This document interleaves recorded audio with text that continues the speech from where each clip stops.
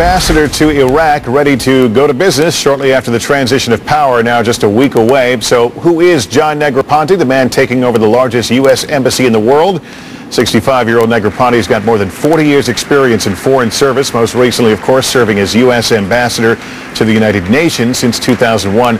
He was also the ambassador to Honduras, Mexico, and the Philippines. And for more on the man, his career, and the tough job he's facing, we're joined from New York by Raghida Dergham, senior diplomatic correspondent for Al Hayat newspaper and an MSNBC analyst. Raghida, hi there. Hello there. I would think that Negroponte will be under a microscope because of his role as people seem to want to test as to whether Iraq will have true sovereignty.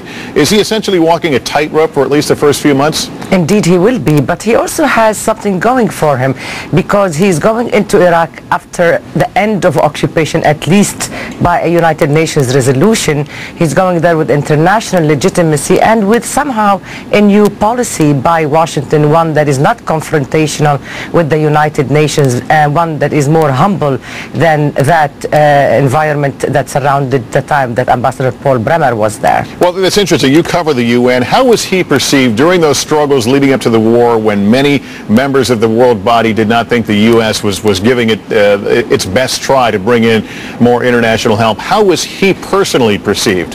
John Negroponte is tough. He is not an easy man, but he is very cordial and very respectful to the extent that people somehow don't realize how tough he gets. He is a connoisseur of a diplomat. Therefore, at the United Nations, you would find everybody praising him and understanding that he's also a soldier of policy, that whatever the policy in Washington was, he did it well in New York. And this might be a tough comparison because Paul Bremer was, of course, an administrator. Now we're talking about ambassadorial position in an embassy, but can you describe the differences between the two? Look, Paul Bremer went there really in a more difficult environment. Again, he was the administrator, he was perceived to be the governor of Iraq, of the face of occupation, if you will.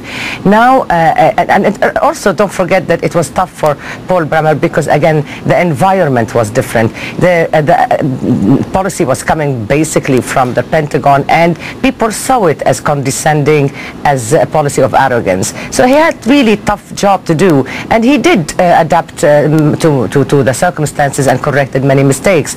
The challenges for Negroponte are quite different. Of course, unfortunately, we're expecting bad summer probably, and probably up to the elections we're expecting escalation.